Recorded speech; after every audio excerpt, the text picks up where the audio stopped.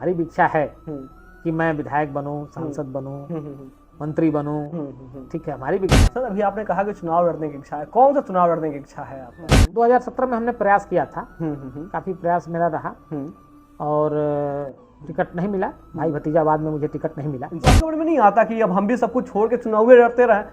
कभी ना कभी तो जनता विश्वास करेगी ना, जब आपके पास इतने सारे संसाधन हैं और आप जनता के लिए हमेशा खड़े रहते हैं। फिर मैं कांग्रेस पार्टी का दामन थामा, कांग्रेस पार्टी ने मेरा सम्मान किया और मुझे टिकट, और खास तौर से बेटियां, मुझे जो समझ में आ रहा है पिछले 5-7 वर्षों में बेटियों में जो जागरूकता आई है वो काबिले तारीफ। तो उसमें आप चाहें तो उस वीडियो को खोल के देख सकते हैं, व्यक्ति को पहचान सकते हैं कि उसमें क्या एक विचार के लोग थे, उसमें सारे विचारों के लोग। सर आपके ऊपर एक आरोप ये भी लगता है कि आप भारतीय जनता पार्टी के नेता तो हैं, लेकिन इस महाविद्यालय को भी भारतीय जनता पार्टी का केंद्र बना दिए हैं। जो भी कार्यक्रम होता है सीधे आप यहीं कराते हैं। नहीं, ऐसी कोई बात नहीं। हरीश चंद्र तिवारी जी, जिला पंचायत अध्यक्ष जी, वो मेरे अभिभावक थे, अभिभावक हैं और अभिभावक भी रहेंगे। हर महीने उनके उचित पेयजल की व्यवस्था करता हूँ, उनके बैठने की व्यवस्था करता हूँ, पंखों की व्यवस्था करता हूँ, लाइट की व्यवस्था करता हूँ। बच्चों के लिए क्लासरूम में जो भी स्ट्रक्चर बने हैं उनको रिपेयर कराता रहता हूँ। निरंतर स्मार्ट क्लासों का मैं संख्या बढ़ा रहा हूँ। मंच के माध्यम से कुछ वादा करिए ना, जो आप 6 महीने में उन वादों को पूरा कर देंगे और यहाँ के विद्यार्थियों को सीधा लाभ मिलेगा। आरोप हमारे ऊपर नहीं लगा है अभी तक, ईश्वर की बड़ी कृपा है। और कोई आरोप नहीं लगा है और मैं ऐसा कोई काम ही नहीं करता हूँ कि जिससे मेरे ऊपर कोई आरोप लगे। और मैं निष्पक्ष रूप से और विद्यालय हित में, छात्र हित में काम करता हूँ। बहनों से भी सर जब मैं मिला तो कह रही कि हम लोग बिहार से आते हैं, अन्य कई जिलों से आते हैं, तो रहने में बहुत समस्याएं होती है। तो माननीय प्रबंधक जी थोड़ा प्रयास करते तो यहाँ छात्रावास बन जाता है। लगता है कि राजनीति में सफल होने के लिए ज्ञान सबसे ज्यादा महत्वपूर्ण है या फिर राजनीतिक अनुभव? दोनों चीजें। विधायक होना नहीं होना ये भाग्य का विषय है और मैं भारतीय जनता पार्टी का कार्यकर्ता हूँ।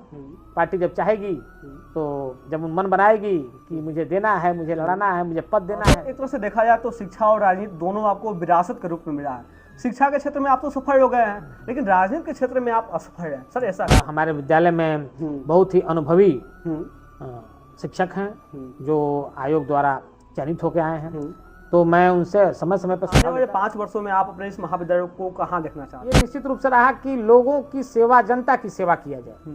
पद मिलना, प्रतिष्ठा मिलना, ये सब तो बात की बात है। ईश्वर जो जैसा चाहेंगे वैसा होगा। निश्चित रूप से आपका कहना सही है। पैसा तो बहुत ज्यादा नहीं है, लेकिन ये है कि काम चलने भर। नमस्कार, मैं हूँ सूरज और आप देख रहे हैं नमस्कार पूर्वांचल। शिक्षा और राजनीति हर व्यक्ति के जीवन में बहुत ही ज्यादा महत्वपूर्ण होता है।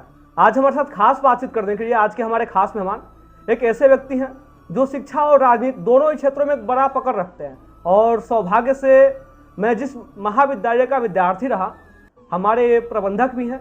ऐसे मदन मोहन मालवीय शिक्षा समिति के प्रबंधक, रघुराज सिंह शिक्षा समिति के प्रबंधक श्री राघवेंद्र विक्रम सिंह जी आज हमारे साथ उपस्थित है। बहुत बहुत स्वागत है सर आपका। धन्यवाद।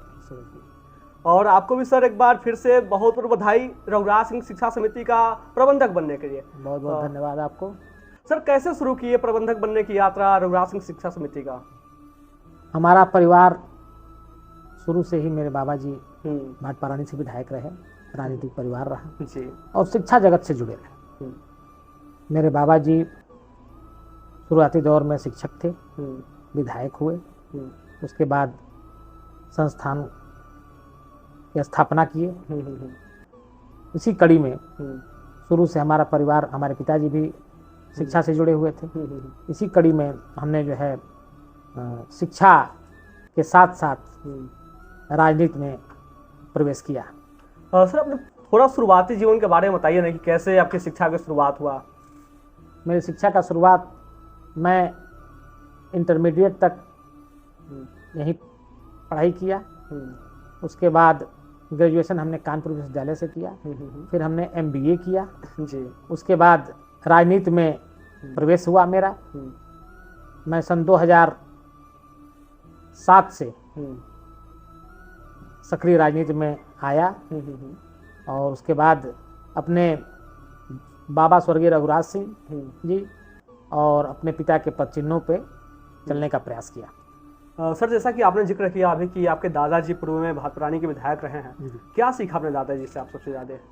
हमारे दादाजी ने वह सीख और वह संस्कार दिया मुझे जी, जिसकी सोच कल्पना से परे। मेरे दादाजी का जो व्यक्तित्व था जो ईमानदारी थी, क्षेत्र के प्रति जो निष्ठा थी, वो आज भी मुझे किसी में दिखाई नहीं देता है। और उसी बल पे, उन्हीं के पद चिन्हों पे चलते हुए आज भी मुझे काफ़ी साहस मिलता है राजनीति में और शिक्षा क्षेत्र में काम करने का। सर, आप तो इतने बड़े परिवार से आते हैं, शिक्षा के क्षेत्र में भी, राजनीति के क्षेत्र में भी एक बड़ा पकड़ रहा आपके परिवार के लोगों का, तो आपके मन में कभी ये नहीं आया कि हमारे परिवार में पैसा ही बहुत जाते हैं, तो क्यों हमें इन सब चीज़ों को अपनाएं, हमें बाहर जाए कमाएं? निश्चित रूप से आपका कहना सही है जी पैसा तो बहुत ज़्यादा नहीं है, लेकिन ये है कि काम चलने भर का है। जी काम हम लोगों का चलता है और ईश्वर की कृपा है। और देखिए, आज मेरे बाबा जी, मेरे पिताजी, मेरे पर बाबा जी और आज हम लोग ईश्वर के शरण में रहे हैं और ईश्वर पे अटूट विश्वास रहता है, ईश्वर के प्रति भक्ति रहती है। और बनारस में परम पूज्य श्री मौनी बाबा जी महाराज भगवान हैं, जिनके कृपा और आशीर्वाद से मैं जो भी हूँ, उनकी कृपा और आशीर्वाद है, अपने पूर्वजों का आशीर्वाद है, भगवान भोलेनाथ, भगवान श्री राम का आशीर्वाद है, माँ विंध्यवासिनी की कृपा है। तो हम लोग सब चीज़ें हो रही हैं और कभी भी इस तरह की अपेक्षा नहीं रही। ये निश्चित रूप से रहा कि लोगों की सेवा, जनता की सेवा किया जाए। पद मिलना, प्रतिष्ठा मिलना, ये सब तो बात की बात है, ईश्वर जो जैसा चाहेंगे वैसा होगा। लेकिन निश्चित रूप से हम लोगों का हमेशा ये रहता है कि गरीब दीन दुखियों की सेवा करना और हमेशा क्षेत्र की जनता के साथ खड़े रहना। सर, शिक्षा और राजनीति दोनों क्षेत्रों में आपका पकड़ है, तो सामंजस्य कैसे बता पाते हैं आप? निश्चित रूप से मेरी दिनचर्या होती है जी कि मैं सुबह जब उठता हूँ तो क्षेत्र की जनता की सेवा में लगता हूँ। मैं बाहर बैठता हूँ अपने बरामदे में और क्षेत्र से काफ़ी लोग, हर वर्ग के लोग, हर समुदाय के लोग मेरे पास आते हैं और मैं सभी लोगों से बिना उनका जाति पात पूछे, बिना उनका धर्म पूछे, बिना उनकी पार्टी पूछे, मैं लोगों की मदद करता हूँ। जहाँ मुझे लगता है कि आदमी मदद करने लायक है तो मैं उनके साथ खड़ा रहता हूँ और उनकी मैं भरपूर अपने जितनी हमारी हैसियत है, जितनी मेरी औकात है, उस औकात के अनुसार मैं लोगों की मदद करता हूँ। हमेशा पीड़ित लोगों के साथ में रहता हूँ। बिल्कुल सर, ये आप रघुराज सिंह शिक्षा समिति के प्रबंधक हैं, उसके साथ ही मदन मोहन मालवीय शिक्षा समिति के भी प्रबंधक हैं। जी जी। तो सर, मदन मोहन मालवीय शिक्षा संस्थान आज किस स्थिति में है? मदन मोहन मालवीय शिक्षा संस्थान सन 2003 में तमाम संघर्षों के बाद कुछ बाहरी लोग प्रवेश किए थे विद्यालय में। बड़ा लंबा संघर्ष चला, मेरे पिताजी ने बहुत लंबा संघर्ष किया। उसके बाद 2003 में हम पूर्ण रूप से यहाँ के हमारी समिति का वैध रूप से सुप्रीम कोर्ट ने मान्यता दिया और पूर्ण रूप से हमारी समिति जो है काम करना शुरू की। उस समय विद्यालय की व्यवस्था बहुत अच्छी नहीं थी, लेकिन निरंतर लगातार प्रयास हम लोगों ने किया और करके आज हम निश्चित रूप से हम कहने के लिए खड़े हैं कि हमारा महाविद्यालय, हमारे सारे विद्यालय इस क्षेत्र के लिए एक पहचान है और जिसकी जानकारी आप मुझसे न पूछ के क्षेत्र के लोगों से और विद्यार्थियों से पूछें, वो इसकी जानकारी आपको भली भांति देंगे। बिल्कुल सर, आप यहाँ के प्रबंधक कब बने?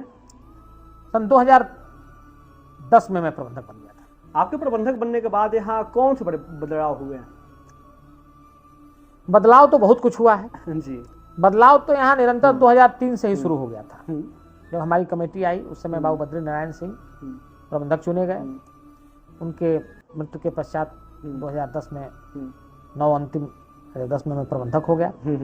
उसके बाद से निरंतर प्रगति महाविद्यालय या विद्यालयों की हो रही है। हर चीज में दिन रात, आप तो यहाँ के विद्यार्थी रहे हैं, आपको तो खुद महसूस हो रहा होगा कि आप लगातार जिस समय पढ़ते रहे होंगे उस समय से लेके हर वर्ष कुछ न कुछ नई चीजों को देखने को मिलता होगा आपको। तो इस विद्यालय संस्थान के लिए दिन रात हम लोग लगे हैं कि अच्छा से अच्छा हम लोग विद्यार्थियों के लिए व्यवस्था सुनिश्चित करें यहाँ, और हमारे क्षेत्र के गार्जियन भी हमारे पठन पाठन और व्यवस्था से संतुष्ट रहे। और सर, इस महाविद्यालय में अधिकांश विद्यार्थी ग्रामीण क्षेत्रों से आते हैं। आपके समझ से उन ग्रामीण क्षेत्रों के विद्यार्थियों के सामने सबसे बड़ी चुनौती क्या है? ग्रामीण क्षेत्रों से निश्चित रूप से बहुत दूर दूर से विद्यार्थी हमारे क्षेत्र, हमारे विद्यालय में आते हैं। चुनौती उनके लिए सबसे बड़ी चुनौती है थोड़ा आवागमन।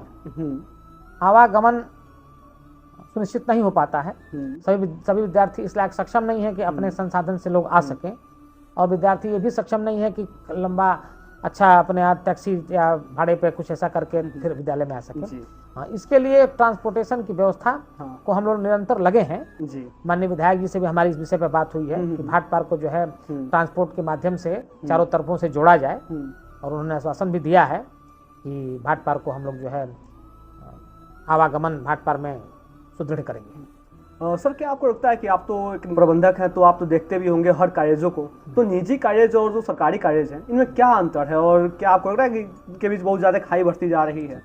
हाँ, निश्चित रूप से खाई तो नहीं कह सकते हैं, लेकिन ये है कि निजी कॉलेजों में जी वो अपने आप से स्वतंत्र हैं फीस लेने में। वो मनमाना फीस लोग लेते हैं और अपना इंफ्रास्ट्रक्चर को जो है बढ़ाते हैं। वो चीज़ें हम लोगों के यहाँ भी करना होगा। कुल के बावजूद हम लोगों के यहाँ फीस भी निर्धारित है, सरकार ने फीस निर्धारित किया है, उसी निर्धारण के अनुसार हम लोग फीस भी लेते हैं। फिर भी हम लोग अपना प्रयास करके और अपनी व्यवस्था को सुदृढ़ दिन रात कर रहे हैं और हो रहा है। और हम लोग जो है सरकार के सारे जो नॉर्म्स हैं उसके अनुसार चलते हैं। और निश्चित रूप से हमारे यहाँ आज भी आप देखेंगे कि यहाँ के प्राइवेट महाविद्यालयों से जी चौगुनी पाँचगुनी संख्या हमारे यहाँ छात्रों की। बिल्कुल। और हम अच्छी शिक्षा देंगे, हम अच्छी व्यवस्था देंगे तो निश्चित रूप से छात्र हमारे यहाँ आएंगे और हमारे यहाँ पढ़ाई करेंगे, गार्जियन हमारे यहाँ भेजेंगे, हमारे यहाँ छात्र और गार्जियन दोनों संतुष्ट रहते हैं। बिल्कुल सर। सर आपके महाविद्यालय में नवाचार की स्थिति कैसी है?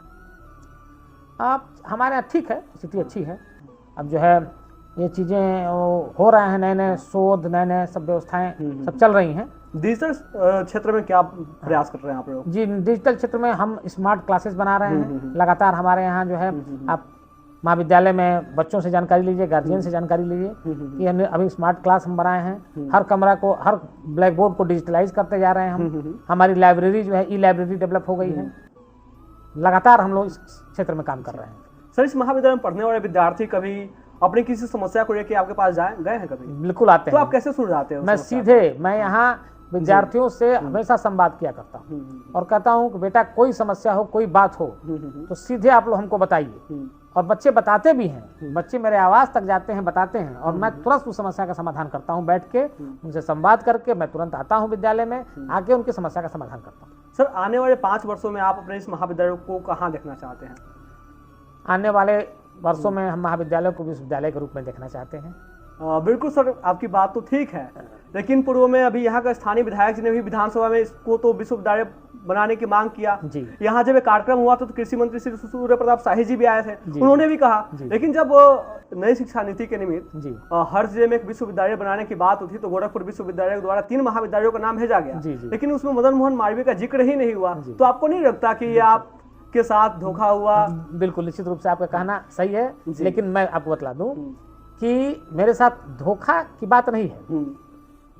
पूरा गोरखपुर विश्वविद्यालय के तहत मेरा कॉलेज आता है जी। और वहाँ की कार्यकारिणी समिति ने पता नहीं किस आधार पे जिन महाविद्यालयों का नाम भेजा है, मुझे तो नहीं लगता कि किसी पैमाने पे वो रहेंगे। और जहाँ तक राजनीतिक लोगों का सवाल है, माननीय सूर्य प्रताप शाही जी का प्रश्न है, माननीय विधायक जी का प्रश्न है, तो इन लोगों को तो पेपर के माध्यम से मालूम चला। और इसी कड़ी में माननीय विधायक हमारे, उन्होंने जाके मुख्यमंत्री जी को से मिलके अपना पत्र दिया और कहा कि मदन मोहन मालवीय जो है सबसे अग्रणी महाविद्यालय है और इसको यूनिवर्सिटी बनाया जाना चाहिए। माननीय मंत्री सूर्य प्रताप शाही जी ने कहा कि नहीं, बिल्कुल जब होगी तो हम लोग इसमें पहल करेंगे कि मदन मोहन मालवीय ही बने। तो इसमें से हमसे धोखा हमारे साथ नहीं हुआ है। वो पैनल भेजे हैं लोग, पैनल में नहीं पूछा गया, लेकिन हमारे जनप्रतिनिधि हमारे साथ हैं, हमारी सरकार हमारे साथ है और महाराज जी पे पूरा भरोसा है हमको। और निश्चित रूप से अगर महाविद्यालय यूनिवर्सिटी का बनना होगा यहाँ तो मदन मोहन मालवीय बनेगा, ये पूर्ण विश्वास है मुझे। जी सर, जब मैं यहाँ के विद्यार्थियों से बात कर रहा था तो मुझे पता चला कि यहाँ के विद्यार्थी जो सलेमपुर से आते हैं या जो भिंगारी से आते हैं या फिर जो मैरवा या चंदगुई की तरफ से जो भी आते हैं, तो उनके सामने यातायात को लेकर एक बड़ी चुनौती होती है। न समय से बस मिल पाता है, न समय से ऑटो मिल पाता है, न ट्रेनें मिल पाती हैं। तो सर आप यहाँ का स्थानीय आप तो चूंकि राजनीति में भी हैं, तो यहाँ का स्थानीय जनप्रतिनिधि से बात करें, क्यों नहीं इसकी व्यवस्था? इसकी बात हुई है, माननीय विधायक जी से इस विषय पर बात हुई है हमारी, और यहाँ के अन्य जनप्रतिनिधियों से भी बात हमारी हुई है, माननीय जिला पंचायत अध्यक्ष जी से भी बात हमारी हुई है। तो सभी लोगों ने कहा है कि नहीं, इसकी व्यवस्था हम लोग कर रहे हैं। इसमें इसका पहल हम माननीय विधायक जी के माध्यम से हमने माननीय परिवहन मंत्री को भी दिया है, पत्र दिया गया है। तो उन्होंने भी कहा है कि मैं ट्रांसपोर्टेशन की उचित व्यवस्था कराता हूँ और इस पर निरंतर बात चल रही है, इसमें सुधार होगा। सर, ये महाविद्यालय यूपी और बिहार के बॉर्डर पे स्थित है। यहाँ अधिकांश संख्या में विद्यार्थी बिहार के भी आते हैं और उत्तर प्रदेश के कई जिलों से भी आते हैं। लेकिन सर, यहाँ जब विद्यार्थी नामांकन कराने आते हैं तो पता चलता है कि सीटी भर गया है, तो इन विद्यार्थियों के सामने बड़ी चुनौती होती है, बड़ी उम्मीद और बड़े विश्वास के साथ आते हैं और फिर पता चलता है कि सीटी भर गया, एडमिशन नहीं हो पाता है। तो सर, आप क्यों नहीं प्रयास करते सीटें और भी ज्यादा बढ़ पाए यहाँ का स्थानीय संख्या के आधार पे? हम लोग हर वर्ष इस बात का प्रयास करते हैं। जब भी हमारे यहाँ एडमिशन होते हैं, जो सीटें हमारे यहाँ निर्धारित हैं, हम बाध्य हैं कि हमको इतना ही सीट एडमिशन लेना है, क्योंकि यूनिवर्सिटी द्वारा मुझे अलॉट है कि आप बीए में 200, बीएससी में 100, 50 ऐसे करके जो भी सीटें हैं वो यूनिवर्सिटी द्वारा निर्धारित की गई उतनी ही सीटें। लेकिन हम पुनः छात्रों के मांग पे फिर यहाँ से भेजते हैं और यूनिवर्सिटी द्वारा 10%, 15%, 20% सीट बढ़ाई जाती है मेरे यहाँ। लगभग हम प्रयास करते हैं कि विद्यार्थियों को संतुष्ट कर दें। कुछ विद्यार्थी निश्चित रूप से नहीं संतुष्ट हो पाते हैं, तो अब इसमें अब हमारी मजबूरियां हैं और आगे लेकिन हम लोगों का प्रयास रहेगा कि विद्यार्थी, एक भी विद्यार्थी ऐसा संतुष्ट होकर न जा पाए। बिल्कुल सर, जैसा कि आपका आवास भी नगर में है और ये विद्यालय भी नगर में स्थित है भातपरानी के, तो यहाँ पढ़ने वाले जो विद्यार्थी जब पढ़ाई के दौरान यहाँ आते हैं, यहाँ पढ़ के जब वापस जाते हैं तो उनके सामने एक बड़ी चुनौती है शौचालय को लेकर, और सिर्फ विद्यार्थी नहीं, विद्यार्थी के अभिभावकों के सामने बड़ी चुनौती है। तो सर, स्थानीय नागरिक होने के नाते आपकी भी नैतिक जिम्मेदारी बनती थी, तो लेकिन शौचालय नहीं बना। शौचालय बनने जा रहा है, इस पर हमने पहल किया था नगर पंचायत अध्यक्ष से, क्योंकि ये बहुत बड़ी समस्या थी भाटपारानी के लिए। भाटपारा नगर में कोई शौचालय नहीं था। अभी 5 शौचालय यहाँ स्वीकृत हो गए हैं। मुझे लगता है कि इसी महीने में काम शुरू होने जा रहा है और चारों दिशा में शौचालय बनने जा रहा है। सरकार से पैसा भी आ चुका है शौचालय का, और ये चीजें जो है माननीय विधायक जी के पहल पे, नगर पंचायत अध्यक्ष के पहल पे चीजें होने जा रही हैं। सर, एक तरह से देखा जाए तो शिक्षा और राजनीति दोनों आपको विरासत के रूप में मिला है। शिक्षा के क्षेत्र में आप तो सफल हो गए हैं, लेकिन राजनीति के क्षेत्र में आप असफल हैं। सर, ऐसा क्यों? निश्चित रूप से देखिए, हम ये नहीं मानते कि सफल रहे जी। हम शिक्षा के क्षेत्र में भी सफल हैं, राजनीतिक क्षेत्र में सफल हैं। देखिए, हमारी वो सफलता उस समय दिखाई देती है कि जब हमारे लोग, हमारे पास कोई आता है और पीड़ित पक्ष अगर संतुष्ट होकर चला जाता है, तो मैं समझता हूँ कि मैं राजनीति में सफल हूँ। मैं उनकी मदद करके, अपने क्षेत्र की जनता की मदद करके, पीड़ितों की मदद करके, शोषितों की मदद करके और गरीब लोगों की मदद करके, जो भी लोग मतलब पीड़ित हैं, मैं प्रयास करता हूँ कि पीड़ितों की मदद की जाए। और मैं लोगों की मदद करके, मैं ऐसा नहीं मानता हूं, मैं मानता हूं कि मैं सफल हूं। देखिए, विधायक होना नहीं होना ये भाग्य का विषय है, और मैं भारतीय जनता पार्टी का कार्यकर्ता हूं। पार्टी जब चाहेगी, तो जब मन बनाएगी कि मुझे देना है, मुझे लड़ाना है, मुझे पद देना है, तो देगी। वैसे मैं अपना काम करता रहता हूं और हमको कहीं से असंतुष्टि नहीं है। राजनीति में भी मैं पूरे मनोयोग से दिन रात मेहनत करता हूं। मैं लोगों के बीच जाता हूं, लोगों को बुलाता हूं, लोगों के साथ चलता हूं और मैं अपना काम करता हूं। मैं संतुष्ट हूं। बिल्कुल, बहुत अच्छी बात कहा सर आपने। लेकिन आपके महाविद्यालय में विद्वानों की लंबी कतार है। आप चाहे तो इन विद्वानों से सुझाव लेके कि राजनीति कैसे किया जा सकता है, तो आप राजनीति में सफल हो ही सकते थे। बिल्कुल नहीं, मैं सुझाव निश्चित रूप से समय समय पे हमारे विद्यालय में बहुत ही अनुभवी शिक्षक हैं जो आयोग द्वारा चयनित होकर आए हैं, तो मैं उनसे समय समय पर सुझाव लेता रहता हूँ और समय समय पर अच्छा सुझाव लोग देते हैं और उसी सुझाव के अनुसार मैं कार्य करता हूँ। सुझाव से तो पद मिलना नहीं है। पद तो अब ईश्वर क्या करते हैं, पार्टी क्या करती है, ये उस पर निर्भर करता है। लेकिन मैं अपना कार्य करता हूँ। हम बिल्कुल ठीक से, प्रभावी ढंग से लोगों की मदद करते हैं। लोगों के साथ जो है, हर पीड़ितों के साथ मैं रहता हूँ, मदद करता हूँ। इसमें कोई निसंदेह कोई मुझे संकोच नहीं होता। तो सर, जब आप यहाँ के प्रोफेसरों से बात करते हैं तो आपको क्या लगता है कि राजनीति में सफल होने के लिए ज्ञान सबसे ज्यादा महत्वपूर्ण है या फिर राजनीतिक अनुभव? दोनों चीज चाहिए। राजनीतिक अनुभव तो आवश्यक राजनीति में है, लेकिन ज्ञान भी साथ साथ बहुत आवश्यक है। ज्ञान होगा तभी आप राजनीति में सफल होंगे। बिना ज्ञान के, ज्ञान तो निश्चित रूप से जरूरी है जी। तो दोनों का समायोजन होना चाहिए, ज्ञान और राजनीति दोनों का समायोजन होना चाहिए। सर, एक महाविद्यालय एक समय में ऐसा था कि छात्र संघ की नर्सरी यहाँ था, छात्र संघ चुनाव वगैरह होते थे और बहुत सारे छात्र नेता यहाँ से निकले भी। और वर्तमान समय पढ़ने वाले कई सारे ऐसे छात्र नेता हैं जिनसे मैं मिलता हूँ तो कहते हैं कि छात्र संघ के नाम पे हमसे फीस तो जमा करा लिया जाता है, लेकिन छात्र संघ चुनाव नहीं होता। तो सर, क्यों नहीं? ये विश्वविद्यालय नॉर्म है, ये सरकार की व्यवस्था है। छात्र संघ के नाम पे फीस ली जाती है, एक उसमें छात्र संघ का कॉलम है तो वो तो लिया जाएगा, लेकिन फीस बहुत मिनिमम फीस है। छात्र संघ के नाम पर बहुत मिनिमम फीस है। छात्र संघ की जहां तक बात है कि भाई सरकार की इच्छा नहीं है, छात्र संघ नहीं चुना, सरकार की इच्छा के अनुरूप हमको चलना है। सरकार की इच्छा नहीं होती है, नहीं है छात्र संघ चुनाव, मैं नहीं कराता हूँ। नहीं, छात्र संघ चुनाव सर, और तो छात्र संघ चुनाव चुनाव से नए छात्र नेता भी नहीं करेंगे। और कई विद्यार्थियों का कहना था कि कई बार हमारे सामने कुछ समस्याएं आती हैं, हम सीधे अपने शिक्षक से या प्राचार्य से नहीं कह पाते हैं, तो हमारे यहाँ अगर छात्र नेता कोई होता था, मुझसे कहते तो अवगत करा देते तो हमारी समस्या का समाधान हो जाता। नहीं, बिल्कुल ऐसी कोई बात नहीं है जी। सारे समस्याओं का समाधान होता है। हमारे प्रिंसिपल साहब जो है स्वयं कैंपस में बैठे रहते हैं, हर प्राचार्य हर उससे बच्चों से मिलते जुलते हैं और सबकी समस्या को सुनते हैं। हमारे सब शिक्षक सब सुनते हैं, ऐसा कुछ नहीं है। हाँ, छात्र संघ से और समस्या से कोई मतलब नहीं है। सर, इस विश्व महाविद्यालय परिसर में एक तक्षशिला जो लाइब्रेरी है, इसके बारे में लोगों के मन में कई प्रकार के भ्रम थे कि ये साफ सफाई होता है, कुछ घटना वहाँ घटित हो जाती है, लेकिन जैसे प्राचार्य जी आए वो सारा भ्रम अपने आप कैसे खत्म हो? ऐसा कुछ नहीं था। ऐसा कुछ नहीं था। लोग अपने आप से वो मेंटेन उसको कराया गया। थोड़ा कठिन था उसको मेंटेन कराना, उसको व्यवस्थित कराना थोड़ा कठिन था, क्योंकि बाहर से उसका स्ट्रक्चर इस तरह का था कि वो सब चीजें हुई हैं, सब साफ सफाई हो गया, रंगाई पुताई हो गई, मेंटेनेंस हो गया। वहाँ जो है रोज हजारों बच्चे अंदर अपना पठन पाठन का कार्य कर रहे हैं। कहीं से ये सब भ्रांतियां हैं, इस तरह कोई बात नहीं। सर, कुछ विद्यार्थी जब मैं मिला तो विद्यार्थी हमसे कह रहे थे, उनका कुछ दुख था कि वो यहाँ इंटर कॉलेज में कृषि तो पढ़ रहते हैं, कॉमर्स पढ़ रहते हैं, लेकिन जब ऊपरी शिक्षा की बात होती है तो पता चलता है कि ना यहाँ कॉमर्स की व्यवस्था है ना कृषि की व्यवस्था है। तो सर, इस मन से कुछ वादा करिए ना, ये कब तक यहाँ सारी व्यवस्था ला देंगे आप? बिल्कुल, आपका कहना बिल्कुल सही है जी। अभी पिछले 2 वर्षों में हमने कई विषयों की मान्यता प्राप्त किया है और निरंतर हम लगे हैं। हम कॉमर्स भी लेंगे, कृषि भी लेंगे। ये सारी विद्यार्थियों की सारी मांगों को हम थोड़ा टाइम लगेगा, धीरे धीरे जो है हम सब चीजों। यहाँ की कुछ बहनों से भी सर जब मैं मिला तो कह रही कि हम लोग बिहार से आते हैं, अन्य कई जिलों से आते हैं, तो रहने में बहुत समस्याएं होती है, तो माननीय प्रबंधक जी थोड़ा प्रयास करते तो यहाँ छात्रावास बन जाता। हाँ, इसके लिए हमने माननीय मुख्यमंत्री जी से, माननीय विधायक जी के माध्यम से माननीय मुख्यमंत्री जी के यहाँ आवेदन दे रखा है।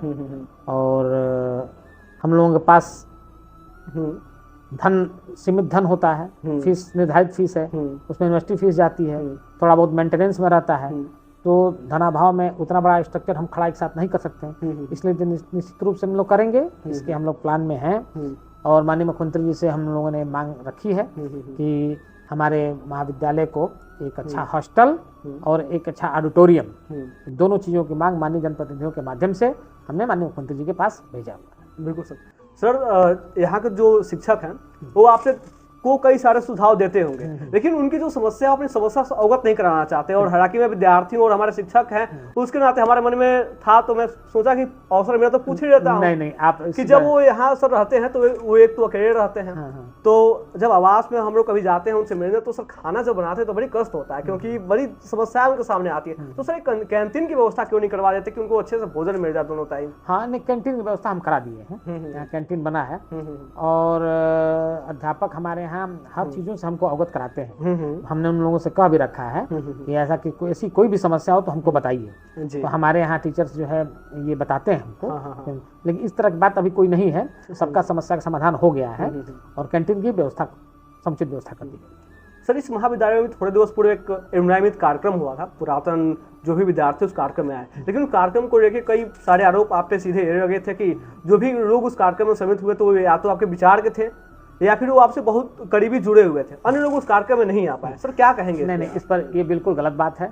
इस तरह का कोई बात नहीं था। सामान्य रूप से जितने हमारे यहाँ के पुरातन छात्र थे सबको हम आमंत्रित किए थे, सबको बुलाए थे। अब इसको राजनीतिक मोड़ दिया जा रहा था, राजनीतिक मोड़ दे के कि मैंने हमारे विचारों से जुड़े हुए लोग आए थे, ऐसा कुछ नहीं था। उस कार्यक्रम के फोटोग्राफ्स हैं, उस वीडियो हैं जो हमने भेजा है, मेरे पास भी है, शासन को भी हमने भेजा है, विश्वविद्यालय को भी भेजा है, यूजीसी को भी भेजा है। तो इसमें आप चाहें तो उस वीडियो को खोल के देख सकते हैं, व्यक्ति को पहचान सकते हैं कि उसमें क्या एक विचार के लोग थे, उसमें सारे विचारों के लोग थे। ये सब भ्रांति फैलाने वाली बातें हैं जो 1-2 लोग सोशल मीडिया पे अपना किए होंगे। सर, आप तो महाविद्यालय के प्रबंधक हैं, आपके ऊपर कई सारे आरोप रखते होंगे, कोई एक ऐसा आरोप बताइए ना जो बिल्कुल निराधार हो लेकिन आपको उस आरोप का सामना करना पड़ा हो। कोई आरोप हमारे ऊपर नहीं लगा है अभी तक, ईश्वर की बड़ी कृपा है। और कोई आरोप नहीं लगा है और मैं ऐसा कोई काम ही नहीं करता हूँ कि जिससे मेरे ऊपर कोई आरोप लगे। और मैं निष्पक्ष रूप से और विद्यालय हित में, छात्र हित में काम करता हूँ, आरोप लगने का कोई प्रश्न नहीं उठता है। सर, इस मंच के माध्यम से कुछ वादा करिए ना जो आप 6 महीने में उन वादों को पूरा कर देंगे और यहाँ के विद्यार्थियों को सीधा लाभ मिलेगा? किस तरह का वादा आप विद्यार्थियों के हित में। अब विद्यार्थी हित में विद्यार्थियों के लिए सारी व्यवस्था तो हम निरंतर 6 महीने नहीं, मैं हर महीने करता हूँ। हर महीने उनके उचित पेयजल की व्यवस्था करता हूँ, उनके बैठने की व्यवस्था करता हूँ, पंखों की व्यवस्था करता हूँ, लाइट की व्यवस्था करता हूँ। बच्चों के लिए क्लासरूम में जो भी स्ट्रक्चर बने हैं उनको रिपेयर कराता रहता हूँ। निरंतर स्मार्ट क्लासों का मैं संख्या बढ़ा रहा हूँ। ई लाइब्रेरी हमारे यहाँ डेवलप हो गई है, ई लाइब्रेरी हमारे यहाँ काम कर रही है जी। लाइब्रेरी में हम जो है पुस्तकों की संख्या बढ़वा रहे हैं, बच्चे आके अध्ययन कर सकें। मैं तो निरंतर लगा हूँ और 6 महीने की बात नहीं है, मैं हर रोज ये काम करता हूँ। सर, आपके ऊपर एक आरोप ये भी लगता है कि आप भारतीय जनता पार्टी के नेता तो हैं, लेकिन इस महाविद्यालय को भी भारतीय जनता पार्टी का केंद्र बना दिए हैं। जो भी कार्यक्रम होता है सीधे आप यहीं कराते हैं। नहीं, ऐसी कोई बात नहीं है। मैं निश्चित रूप से भारतीय जनता पार्टी का कार्यकर्ता हूँ जी। और मैं इस संस्थान का मतलब मालवी शिक्षा संस्थान का और शिक्षा संस्थान का मैं प्रबंधक भी हूँ। इस नाते ये हमारे यहाँ पार्टी का कार्यक्रम होता है जब विद्यालय आवर खत्म हो जाते हैं। उसके बाद पार्टी का कार्यक्रम अगर चाहते हैं लोग, पार्टी मंडल अध्यक्ष, पदाधिकारी, माननीय विधायक जी, माननीय और नेतागण, तो मैं कार्यक्रम की अनुमति देता हूँ और कार्यक्रम होता है। इसमें इस विद्यालय से और पार्टी से कोई लेना देना नहीं। पूज्य महाराज जी, माननीय मुख्यमंत्री जी हमारे अभिभावक हैं और उनके मार्गदर्शन में हम लोग पिछले 15 वर्षों से काम कर रहे हैं। तो मैं निश्चित रूप से भारतीय जनता पार्टी का करता हूँ। सर, पूरे विधानसभा में हम देखते हैं कि सबसे ज्यादा इंटर कॉलेज आपके पास है, आप डिग्री कॉलेज के प्रबंधक भी हैं, सबसे ज्यादा लोग आपके पास हैं, सबसे ज्यादा संसाधन आपके पास है। तो जब इतना सब कुछ है तो आपके मन में कभी ये नहीं आता कि हम भी सीधे डायरेक्ट या तो विधानसभा में आ जाए या लोकसभा में आ जाए? देखिए, आदमी मनुष्य के पास इच्छाएं होती हैं जी, इससे इनकार नहीं किया सकता। हमारी भी इच्छा है कि मैं विधायक बनूं, सांसद बनूं, मंत्री बनूं, ठीक है, हमारी भी इच्छाएं हैं। लेकिन इच्छा रखने से इच्छा पूर्ति तो हो नहीं जाएगी। कर्म, मैं अपना काम करता हूँ, यानी मुझे इच्छा है, लालसा नहीं है। इच्छा और लालसा में अंतर है। ईश्वर ने जो दिया है, पूज्य बाबा जी ने मुझे जो भी दिया है, मैं उससे पूर्ण संतुष्ट हूँ। अपना प्रयास मैं कर रहा हूँ कि आगे हम भी कुछ करें, हमको भी हमारी पार्टी जो है कुछ महत्व दे, कहीं कोई जिम्मेदारी दे, इसका प्रयास नहीं। बिल्कुल सर। जैसे कि 2012 में जब आप कांग्रेस से चुनाव लड़ रहे थे और कांग्रेस चुनाव लड़ने के बाद आप विधानसभा चुनाव हार भी गए थे, महज 12,000 आपको वोट भी मिले थे, लेकिन उसके बाद आप कभी चुनाव ही नहीं लड़े, क्यों सर? नहीं, चुनाव मैं 2013 में मैं चुनाव लड़ा था, बाई इलेक्शन में भाटपारा में हुआ था, तो कांग्रेस से मैं चुनाव लड़ा। उसके बाद मैं 13 में ही लास्ट में मैं फिर भारतीय जनता पार्टी ज्वाइन कर दिया, बीजेपी ज्वाइन। एक्चुअली मेरे फादर भारतीय जनता पार्टी में थे, तो मुझे चुनाव लड़ना था। इस नाते हमने कांग्रेस से जाके मैं चुनाव लड़ा। मैं प्रयास किया था, सच्चाई ये है कि मैं प्रयास किया था भारतीय जनता पार्टी में। तो उस समय प्रदेश अध्यक्ष माननीय सूर्य प्रताप शाही जी थे, तो उन्होंने कहा कि नहीं, मैं किसी को जबान दे दिया हूँ और आप लड़ेंगे, ठीक है। तो मुझको भी था कि मैं भी जनता की सेवा करूं तो कुछ कर बढ़ा जाए आगे। तो मैं कांग्रेस पार्टी का दामन थामा, कांग्रेस पार्टी ने मेरा सम्मान किया और मुझे टिकट दिया और मैं कांग्रेस के तो सर चुनाव चिन्ह पे चुनाव लड़ा जी। और फिर चुनाव लड़ने के बाद में मेरे मन में मन मेरा स्थिर नहीं रहता था, क्योंकि मूलतः हम लोग भाजपाई लोग थे। तो परिस्थिति जन्य हम उस समय गए थे और फिर पुनः घर वापसी हमारी हो गई, भारतीय जनता पार्टी में आ गया। 2013 लास्ट में ही हमने भारतीय जनता पार्टी ज्वाइन कर लिया था और 14 में फिर। लेकिन सर, भारतीय जनता पार्टी जब आप ज्वाइन कर रहे हो और इतना लंबा समय हो गया, उसके बाद भी भारतीय जनता पार्टी आपको टिकट नहीं दी, तो सर आपको दुख नहीं होता है? दुख, देखिए, दुख नहीं होता है। हम लोग अपना काम करते हैं, अपना काम निश्चित रूप से कर रहे हैं, पार्टी की सेवा कर रहे हैं कार्यकर्ता के रूप में। 2017 में हमने प्रयास किया था, काफी प्रयास मेरा रहा और टिकट नहीं मिला। भाई भतीजावाद में मुझे टिकट नहीं मिला जी, सभी लोगों को मिल रहा था, तो यहाँ भी वो हुआ। तो उसके बाद 17 के बाद फिर 2022 में हमने विधानसभा नहीं मांगा और विधान परिषद मैं चाहता था मिल जाए विधानसभा टिकट, मैं नहीं मांगा। तो सब परिस्थितियां बनी। देखिए ईश्वर क्या करते हैं, पार्टी हाईकमान क्या करती है, हम लोग तो अपना प्रयास कर रहे हैं। विधान परिषद सर जिस टिकट की बात आप कर रहे थे, एक कार्यक्रम हुआ था और एमएलसी साहब आए थे उस कार्यक्रम में, उन्होंने कहा कि टिकट हम दोनों लोग मांग रहे थे और मैं तो राघवेंद्र को कह रहा था कि तुम भी टिकट मांगो, लेकिन चुनाव तो लड़ना था हमको। तो वहाँ मतलब स्पष्ट यही दिखा कि आप बस ऐसे ही मांग रहे थे टिकट। नहीं, ऐसी बात नहीं है। हाँ। वो टिकट मैं भी मांग रहा था, वो भी मांग रहे थे, और हम लोगों के संबंध पहले भी अच्छे थे। एक रिश्ते का संबंध है, आज भी हम लोगों के संबंध अच्छे हैं, और टिकट उनको मिला, उनके साथ मैं मनोयोग से था, पूरी निष्ठा से था उनको एमएलसी बनाने में। सर हमारे सामने उदाहरण के तौर पे माननीय विधायक श्री सभाकुल कुशवाहा जी हैं, जो 8 बार चुनाव हारे, 9वां बार चुनाव जीते हैं और विधायक बने हैं। तो आपके मन में नहीं आता कि अब हम भी सब कुछ छोड़ के चुनाव में लड़ते रहें? कभी ना कभी तो जनता विश्वास करेगी ना, जब आपके पास इतने सारे संसाधन हैं और आप जनता के लिए हमेशा खड़े रहते हैं। तो ये नहीं, निश्चित रूप से सभाकुल कुशवाहा जी ने बड़ा संघर्ष किया है, और संघर्षों के बल पे वो आज विधायक है जी, और पार्टी ने उन पर विश्वास किया। तो मन में इस तरह की बात नहीं आती है कि हम चुनाव ही लड़ते रहें। हाँ, ये है जरूर कि चुनाव लड़ें, मन में चुनाव लड़ते नहीं रहे, लड़ें। चुनाव लड़ने की इच्छा है निश्चित रूप से, लेकिन अपना पार्टी पे विश्वास करते हुए, दल की निष्ठा पर विश्वास करते हुए लोग पार्टी में काम कर रहे हैं। सर अभी आपने कहा कि चुनाव लड़ने की इच्छा है, कौन सा चुनाव लड़ने की इच्छा है आपका? अब जो पार्टी निर्धारित करेगी, पार्टी हाईकमान जैसा निर्देश देगी वैसा मैं करूँगा। सर कई लोग आपके ऊपर कह रहे थे कि जिला पंचायत अध्यक्ष माननीय गिरीश चंद्र तिवारी के साथ आपके संबंध अच्छे नहीं है, सर क्या कहेंगे इस पे आप? पंडित गिरीश चंद्र तिवारी जी, जिला पंचायत अध्यक्ष जी, वो मेरे अभिभावक थे, अभिभावक हैं और अभिभावक भी रहेंगे, और हमारा उनका संबंध जो है ये लोग निर्धारित नहीं कर सकते हैं, ये हम और वो निर्धारित करें कि हम लोग का संबंध कैसा है। हम लोग का संबंध पहले भी बहुत अच्छा था, आज भी बहुत अच्छा है, और कल भी बहुत अच्छा रहेगा, क्योंकि पिछले 3 पीढ़ियों 4 पीढ़ियों का संबंध उनका हमारा है। जब मैं होश संभाला हूँ तब से मैं देख रहा हूँ कि उनका संबंध हमारा उनका पारिवारिक संबंध। तो लोग क्या कहते हैं, लोग तो बहुत कुछ कहते हैं, लोगों की बात छोड़ दीजिए, लोगों की बात नहीं करनी चाहिए।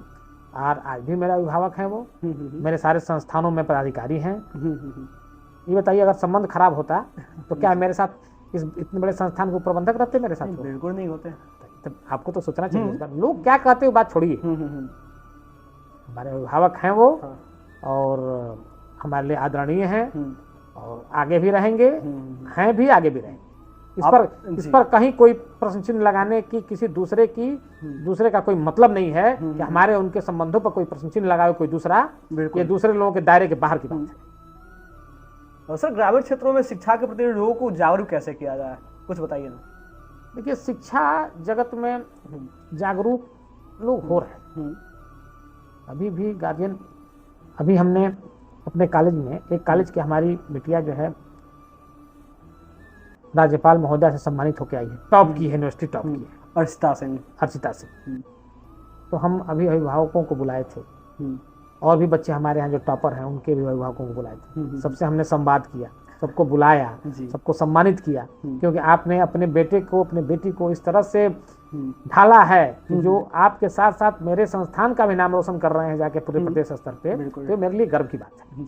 और शिक्षा क्षेत्र में हमको लगता है कि जागरूक है लोग, हम लोगों को जागरूक, हम लोग तो कर ही रहे हैं अपने माध्यम से, लेकिन लोग भी जागरूक हैं।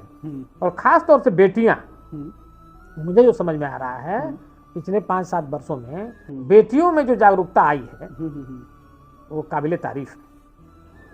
शिक्षा जगत जो है, शिक्षा जगत में हम लोगों को निरंतर हम लोग कार्य करते रहते हैं, लोगों को शिक्षा के प्रति जागरूक करना, ये तो हम सभी नागरिकों का फर्ज है कि बिना पढ़ाई के, बिना शिक्षित, आपने प्रश्न किया था ना राजनीति से और शिक्षा से, कोई बिना शिक्षित हुए कोई काम ही नहीं हो सकता है। राजनीति तो मैंने, और शिक्षित होंगे तभी आप राजनीति भी करेंगे, बिल्कुल बिना शिक्षित हुए राजनीति भी नहीं कर पाएंगे। सर बतौर कॉलेज के प्रबंधक होने के नाते जनता आपसे क्या क्या उम्मीद करती है? बतौर कॉलेज के लोग आते हैं, जब नामांकन शुरू होता है उसी समय क्षेत्र के लोगों की भी अपेक्षा, क्षेत्र के सारे बच्चे हमारे यहाँ पढ़ते हैं, तो लोगों की अपेक्षा है हमारे बेटियों का एडमिशन हो जाए, तो उसको मैं कोशिश करता हूँ कि अधिक से अधिक लोगों को संतुष्ट करूँ। हमारे यहाँ जो पठन पाठन की व्यवस्था है उसमें तो कभी कुछ गार्जियन कहते ही नहीं, क्योंकि गार्जियन को ही मालूम है कि इतनी अच्छी पढ़ाई होती है, तो कभी आज तक मेरे पास पढ़ाई के विषय में कोई कंप्लेन नहीं आएगा। बस नामांकन के लिए आता है, तो नामांकन जितना हम लोग के बस में होता है, जितनी सीटें निर्धारित होती हैं, कुछ सीटें हम लोग बढ़वा के वो नामांकन करने के सभी लोगों को संतुष्ट करने का प्रयास करते हैं। सर, जहाँ आपका घर है उसके बगल में एक सब्जी मंडी है। जब हम लोग सब्जी खरीदने जाते हैं बारिश के दिनों में तो बहुत कष्ट होता है, वहाँ पानी उनी लग जाता है। कृषि मंत्री के साथ आपके अच्छे संबंध भी है, तो क्यों नहीं कह के वहाँ थोड़ी व्यवस्था करवा देते हैं आप? ठीक, आप सही कह रहे हैं, मैं प्रयास करता हूँ कि वहाँ शेड बनवा दिया जाए। असल में उसी में हमारा घर भी है जी। तो अब उसमें मजबूरी ये होती है कुछ कार्यक्रम वगैरह कभी करना होता है, फिर उसे हटाना उठाना। किनारे सर आप तो चाहे अब उसको प्लान कर रहे हैं, व्यापारियों की बड़ी समस्या नहीं, अब वो प्लान नहीं, अब कुछ व्यवस्था हम किए हैं उसके लिए। अब प्लान कर रहे हैं कि पूरे किनारे जो है हम लोग शेड बनवा दिया जाए, व्यापारियों की सुविधा के लिए कुछ व्यवस्था किया गया है, शेड बनवाया गया, कुछ शेड बना है। सर, कार्य के लिए आपने ढेर सारे काम किए हैं, कुछ जनता के लिए कुछ काम किए हो तो बताइए ना। जनता के लिए तो हम लोग रोज काम कर रहे हैं, कुछ 3-4 कामों गिनाइए इस मंच के माध्यम से, क्योंकि हर लोग गिनाते हैं। नहीं, हर लोग गिनाते हैं ना। देखिए, गिनाने का अधिकार सिर्फ पदाधिकारी में विधायक को है, सांसद को है, जिला पंचायत अध्यक्ष को है। बिना पद रहे हम काम नहीं गिना सकते। ये बताइए, हमारे पास रोज 50 लोग आते हैं। नहीं, पद की बात नहीं है सर, आपके बारे में तो ये भी कहा जाता है कि आपकी कोठी से राजनीति शुरुआत होती है, यहाँ के सांसद हो या विधायक हो या जिला पंचायत अध्यक्ष हो। तो मेरा पैड नहीं कहीं इस्तेमाल हो सकता है ना जी। मेरे पैड के कोई अहमियत नहीं, पावर तो है ना सर? नहीं, कोई पावर, मेरे पैड कोई अहमियत नहीं है। पावर भी है, सभी नेताओं के साथ अच्छे संबंध भी है। संबंध अच्छे सबसे हमारे हैं। मैं जैसे मान लीजिए जो काम मेरे बस का होता है, मैं जनता की सेवा उसे अपने बस से करता हूँ। अगर मेरे बस का जो काम नहीं होता है तो मैं जनप्रतिनिधियों से सिफारिश करता हूँ, उनके पास भेजता हूँ, माननीय विधायक के पास चले जाइए और जाइए, विधायक जी जो है, मैं विधायक जी को फोन कर देता हूँ, विधायक जी, अन्य विधायक जी आप इनकी मदद कर दीजिए, देखिए जो है ये पीड़ित है। तो यह काम मैं करता हूँ। मैं विधायक जी को सुझाव दे देता हूँ, जैसे विधायक से करता हूँ, भाई विधायक जी ये सड़कें हैं क्षेत्र की, ये बनवा दीजिए।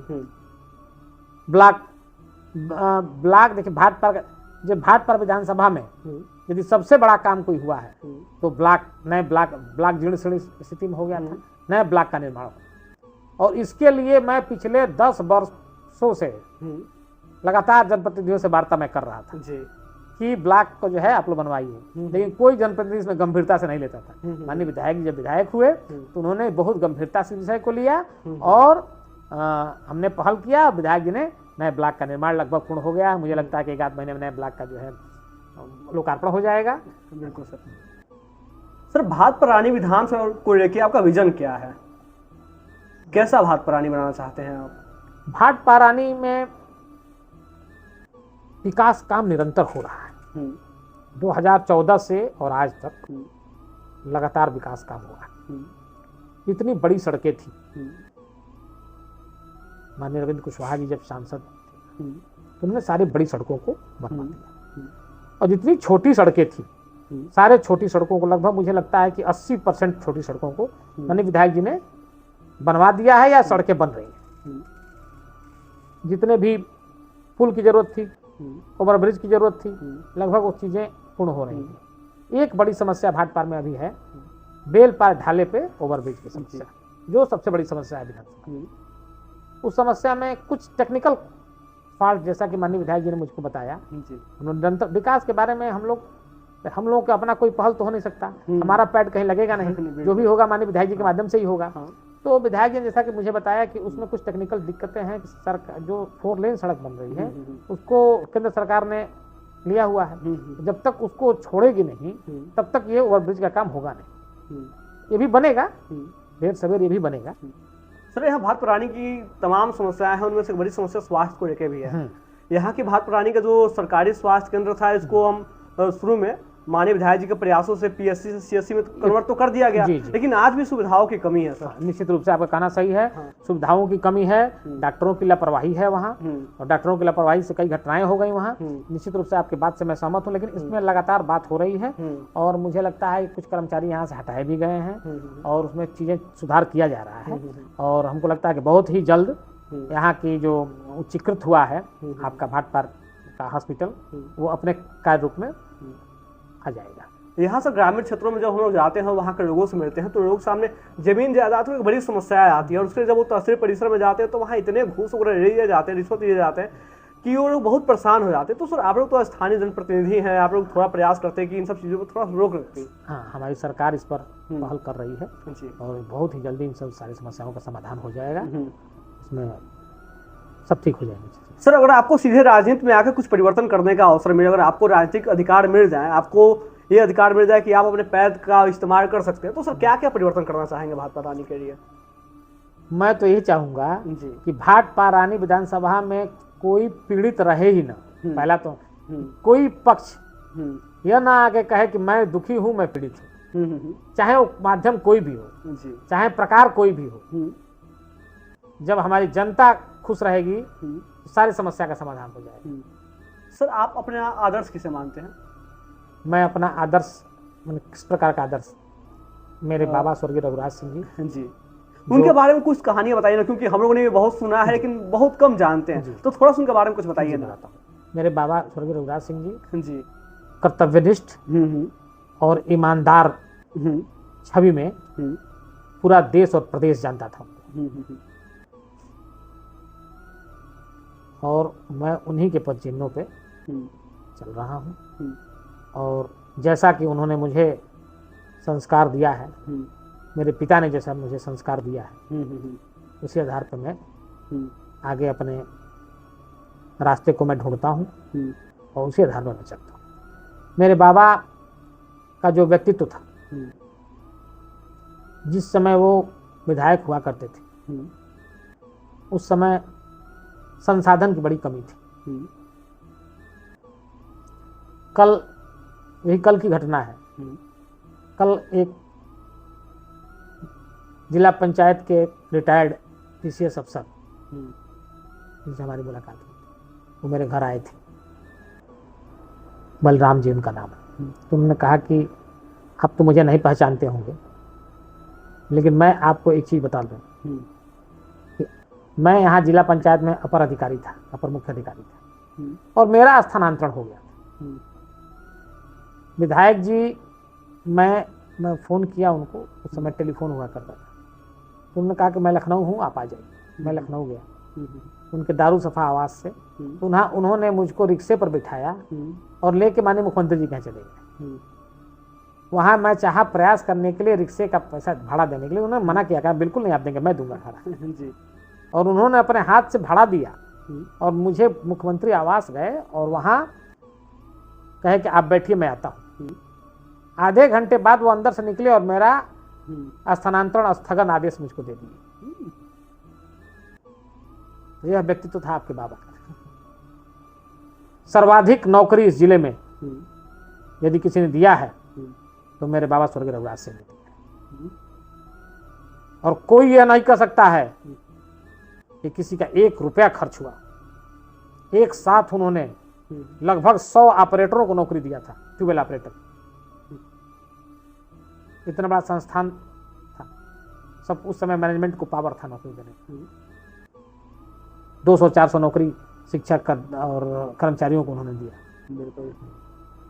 और उन्हीं के पद चिन्हों पे मेरे पिताजी भी रहे, मैं भी उस पद चिन्हों पे चल रहा हूँ। उनका व्यक्तित्व इस तरह का था कि वो ईश्वर स्वरूप व्यक्तित्व था। सर, अभी तक की आप अपनी सबसे बड़ी उपलब्धि क्या मानते हैं? किस प्रकार की उपलब्धि? आप कोई भी उपलब्धि सर, शिक्षा के क्षेत्र में ही, क्योंकि शिक्षा के क्षेत्र में आप ज़्यादा सफल भी हैं।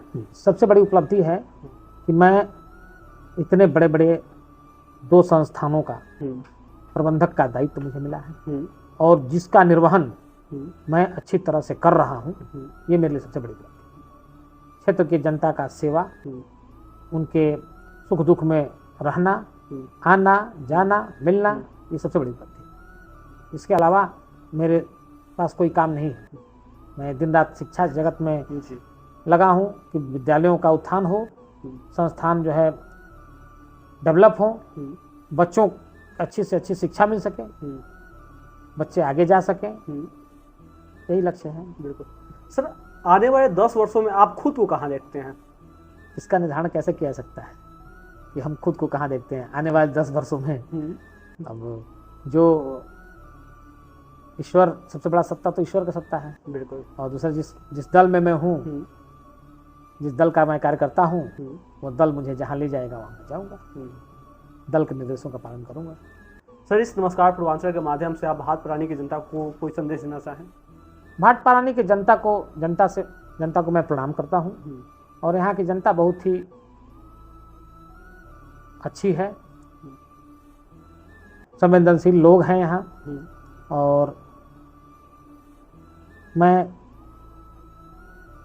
सभी भाटपाड़ के बड़े बुजुर्गों को, माताओं बहनों को प्रणाम करता हूँ और सभी युवा साथियों को अपने जीवन में कुछ करने का और अपने लक्ष्य के प्राप्ति का शुभकामना देता हूँ। बिल्कुल, बहुत बहुत धन्यवाद सर आज अपना महत्वपूर्ण समय देने के लिए। आज हमारे साथ खास बातचीत करने के लिए मदन मोहन मालवीय शिक्षा संस्थान के प्रबंधक श्री राघवेंद्र विक्रम सिंह जी थे, जिनसे हमने ढेर सारी बातें किया महाविद्यालय को लेकर, इनके राजनीतिक करियर को लेकर, इनके पारिवारिक विरासत को लेकर। आपने पूरे पॉडकास्ट को देखा और लगभग आपके भी जो प्रश्न थे सारे प्रश्न इस पॉडकास्ट में समाहित हैं। आपको पॉडकास्ट कैसा लगा कृपया कमेंट अवश्य करें। आप सभी ने इतने ध्यानपूर्वक इस पॉडकास्ट को देखा, इसके लिए आप सभी का बहुत बहुत धन्यवाद।